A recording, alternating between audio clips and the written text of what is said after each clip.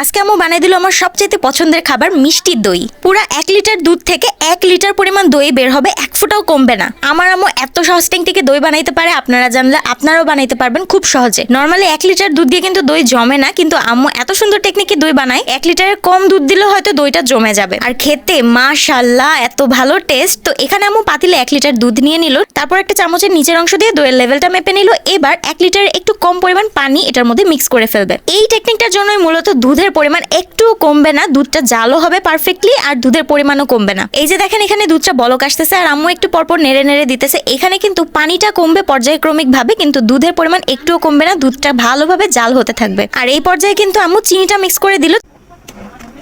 এবার চিনি সহ দুধটাকে মিক্স করে করে সুন্দরভাবে জাল করে নিতে হবে।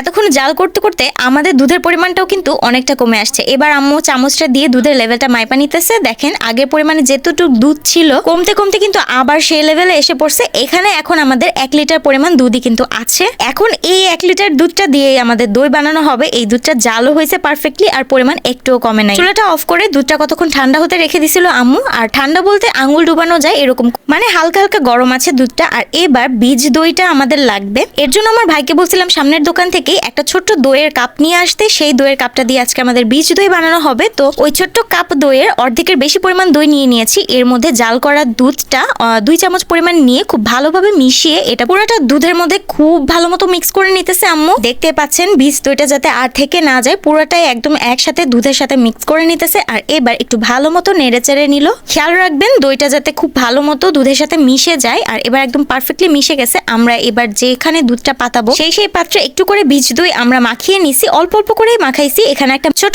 মাটির হাতা আর একটা প্লাস্টিকের বক্স নিয়ে নিছি দইটা পাতার জন্য। তো এই মাটির হাতাটা আগেই বাসায় ছিল, এটার মধ্যে বীজ দই মাখাই দুধটা ঢেলে দিছি। এখন সবচাইতে ইম্পর্টেন্ট ব্যাপারটা হচ্ছে পুরো দইটাকে খুব ভালো মতো ঢেকে ঢুকে রাখতে হবে, একদম গরম একটা জায়গায় রাখতে হবে, তাহলেই দইটা পারফেক্টলি জমবে। এর জন্য আম্মু দইগুলা ঢেকে এর উপর দিয়ে কাঁথা দিয়ে দিতেছে 3-4 পরত করে। মোটা একটা কাঁথা 2-3 ভাঁজ করে দিয়ে দিল, এর উপর দিয়ে আবার আরেকটা কাঁথা দিয়ে দিল, আর তারপর দিবে আরো 2টা লেয়ার। জানেন কিসের? জায়নামাজের। জায়নামাজটা যেহেতু একটু বেশি মোটা হয় এর জন্য মূলত জায়নামাজটা দিয়ে উপর দিয়ে ঢেকে দিছে। আর এবার কিন্তু এটা পুরোটা কাভার হয়ে গেছে। এখন এটাকে রেখে দেবো সারা রাত এইভাবে কাভার করে রেখে সকাল সকাল আমরা দুধটা চেক করে নিলাম। দইটা এত পারফেক্টলি জমে গেছে, দুধের পরিমাণ একটু না কমায় পুরোপুরি 1 কেজি দুধের কিন্তু দই রেডি হয়ে গেল আমাদের। একদম কালারটাও খুব সুন্দর ফ্রেশ একটা কালার আসছে। এখন এটাকে আরেকটু ভালোভাবে সেট হওয়ার জন্য আমি এগুলোকে ফ্রিজে রেখে দিছিল। আর তারপর ফ্রিজ থেকে নামায় আমরা নিয়ে আসলাম। এতক্ষণ আমার ভাই 2 চামচ পরিমাণ খেয়েও ফেলছে। এত মানা করলাম যে খাইস না, ভিডিওটা করে নেই, কিন্তু